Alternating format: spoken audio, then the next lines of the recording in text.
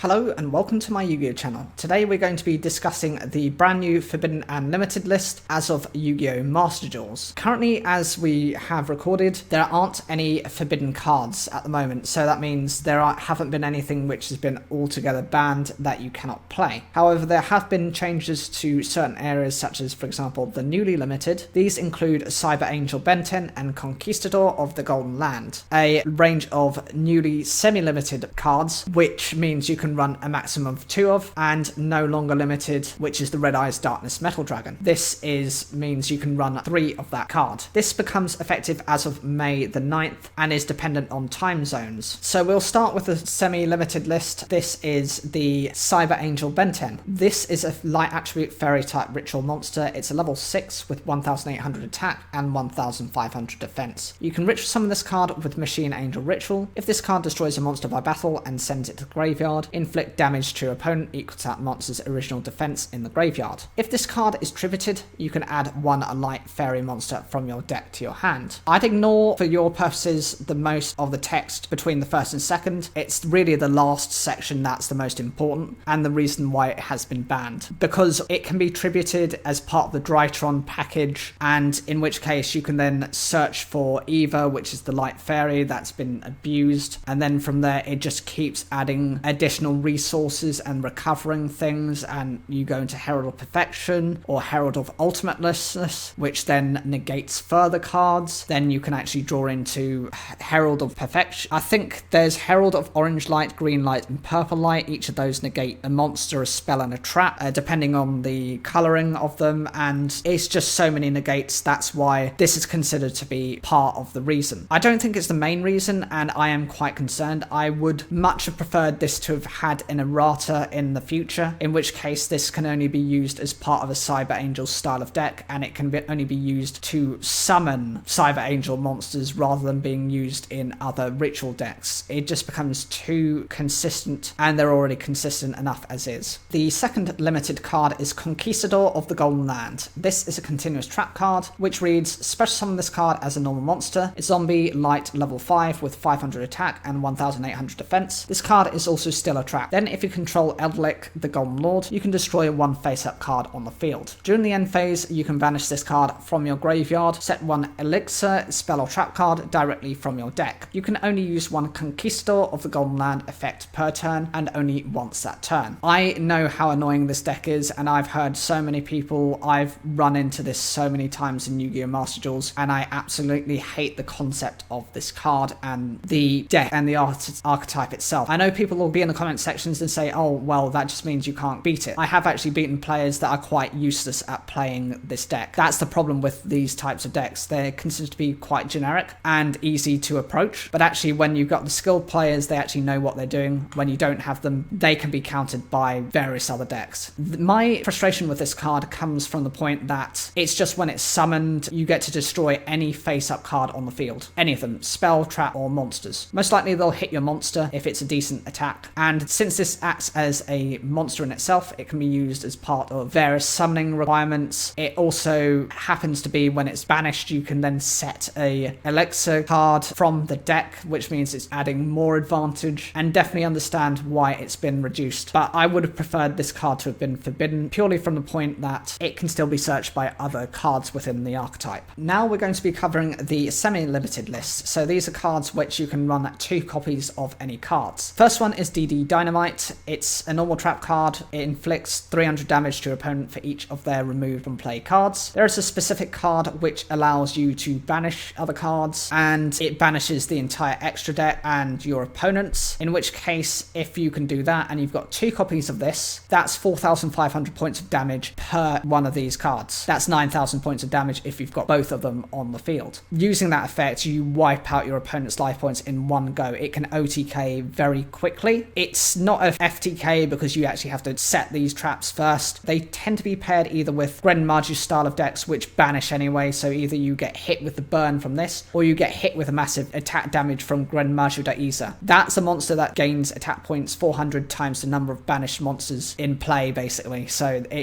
you get hit either way. It's also matched sometimes within Time Lords as a way of like doing the final bits of damage. Time Lords like to do burn effect damage anyway, and they can be quite annoying. Sekka's Light is a normal spell card. If you have no spell or trap cards in your graveyard, draw 2 cards. Also, for the rest of this duel, after you activate this card, you cannot activate spell or trap cards or effects except Sekka's Light. You can banish this card from your graveyard, reveal 1 monster in your hand, shuffle it into the deck, then draw 1 card. You can only use each effect of Sekka's Light once per turn. This one I am slightly confused about. I'm sure there is probably something and a reason why it has been semi-limited, but it's just a draw 2, and I suppose it's from the point that it's just like a free draw 2, so long as you don't have spell or trap cards in your graveyard. Considering that some people might be playing the removal style of decks, and the banish ones means that since they'll still be running spell and traps, but none of their spell and traps will be hitting the grave, they'll be going in the banish pile. That is, I suppose, a reason why it's been limited. We also have to consider things such as Chaos Greed, which has a similar style of effect where you get to draw 2, but you have to have basically no monsters in your graveyard to trigger off that effect. Fusion Destiny is a normal spell card with the effect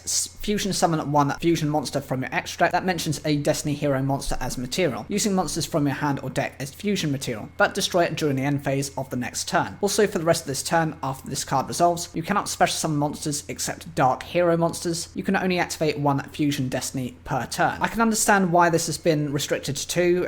I've had examples where you use Destiny End Dragoon, and because of its effect, simply having any Destiny heroes in your graveyard, even when it gets destroyed, it can revive itself during the next standby phase by just banishing one of those Destiny hero monsters. It's an easy way for it to recover. There are alternative problems as well. There is the concern that Destiny hero Phoenix Enforcer is going to end up being in the game, and that's a very strong card. I've used it, for example, as a stepping stone to go into Dustopia, and Dustopia requires you to first use a Destiny hero fusion monster and then fuse that with another one of your Destiny hero monsters to bring it out. It's not a particularly powerful card in that it has 3,000 attack points, and it can make itself immune from being destroyed in battle or card effects by its own effect, and it's a quick effect, so it can be used during yours and your opponent's turn. And upon its summon, you can instantly then fusion summon into something else as well. I think that's the other reason why this has been restricted. The Phantom Knights of Torn Scales is a dark attribute warrior type level 3 with 600 attack and 1600 defense. Its effect reads: you can discard 1 card, send 1 Phantom Knights card from your deck to the graveyard except the Phantom Knights of Torn Scales. If another Phantom Knights card is in your graveyard, it's banished. While this card is in your graveyard, you can special summon this card but banish it when it leaves the field. You can only use each effect of the Phantom Knights of Torn Scales once per turn. I don't really see this card as the biggest deal within the Phantom Knights. Discarding this card, you get to send a Foolish Burial, a Phantom Knights monster. Okay, that's a bit of concern, because you can essentially rely on the effects of those monsters from the graveyard, but there are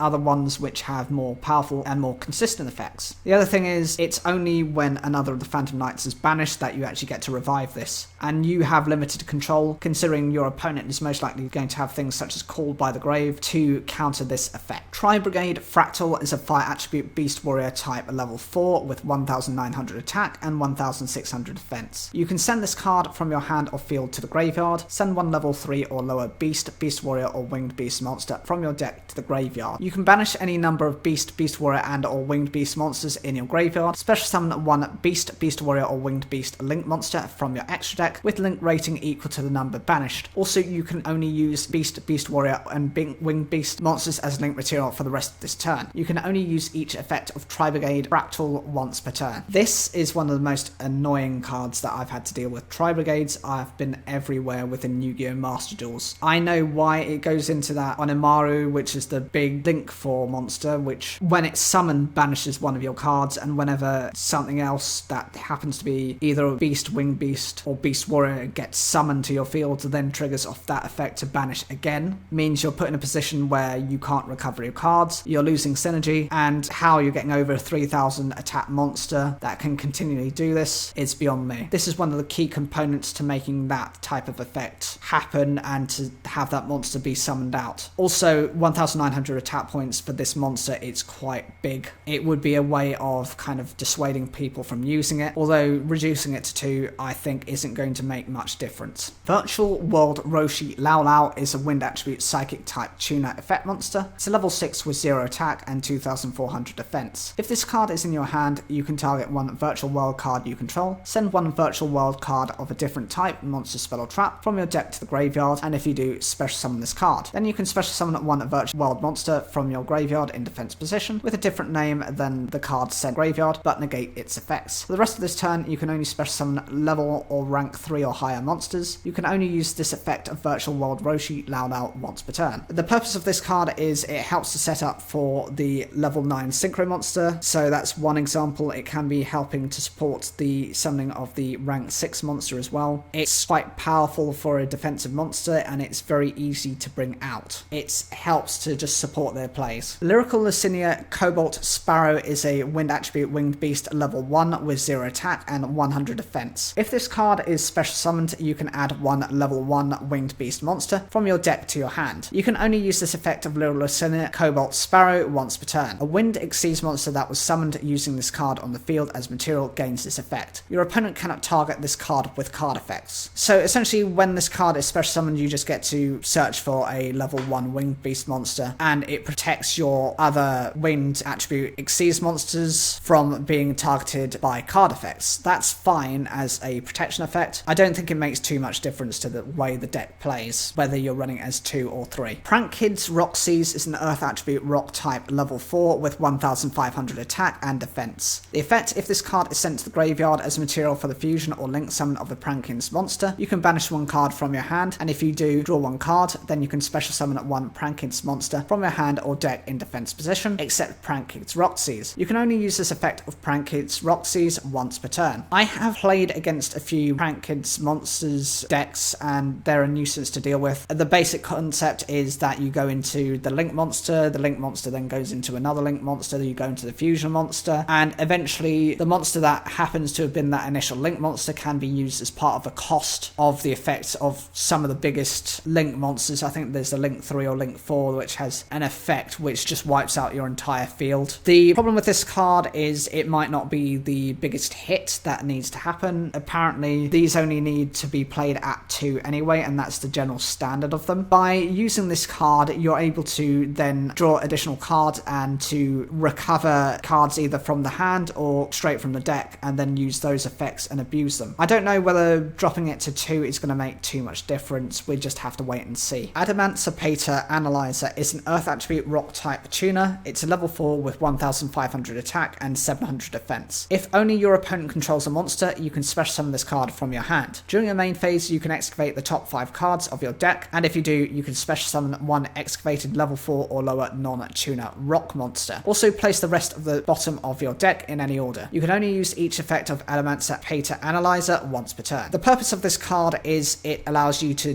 go digging into your deck. If you happen to excavate the right card, then you're able to then summon that instantly to your field, and then hopefully go into, I think it's the level 7 or level 8 synchro monster, providing you with that level of advantage. It does manage to special summon itself very easily, and I'm not quite sure of whether it's the biggest hit that should have applied to the deck. If you're going to hit the deck, you're going to have to hit it properly, limiting at least a couple of their cards, not just this. This is not going to be enough to fix the problem. And this is the last card, which represents the unlimited list. So there are 3 you can play of this card. It's Red Eyes Darkness Metal Dragon. It's a dark attribute dragon type level 10 with 2800 attack and 2400 defense. The effects, you can special summon this card from your hand by banishing one face-up dragon monster you control. You can only special summon Red Eyes Darkness Metal Dragon once per turn this way. During your main phase, you can special summon one dragon monster from your hand or graveyard, except Red Eyes Darkness Metal Dragon. You can only use this effect of Red Eyes Darkness Metal Dragon once per turn. I don't see so much the issue with this card since it had its errata. It can only be summoned in this way once per turn. You can only use its effect once per turn, and so with these hard restrictions on it now, most players kind of forget about this card. There are other ways of using better cards to achieve the same effect and the same result. Overall, I don't think it's going to make that big of a difference. It might help some dragon style decks, but even things like Blue Eyes White Dragon, they don't rely on this card because they know better. They know that actually keeping to their own synergy within their deck is perfectly fine. Arguably, this is only going to really support the Red Eyes deck because they need the support. What do you guys think of the new Forbidden Unlimited list introduced by Yu-Gi-Oh! Yu-Gi-Oh! Master Duels. Is this something you've looked forward to seeing, or do you think that they haven't hit the right targets? And I'd love to hear what your comments are down below in the comments section about how you change the Forbidden and Limited list. Make sure to watch the video at the end screen. It will show you another video related to Yu-Gi-Oh! Master Duels.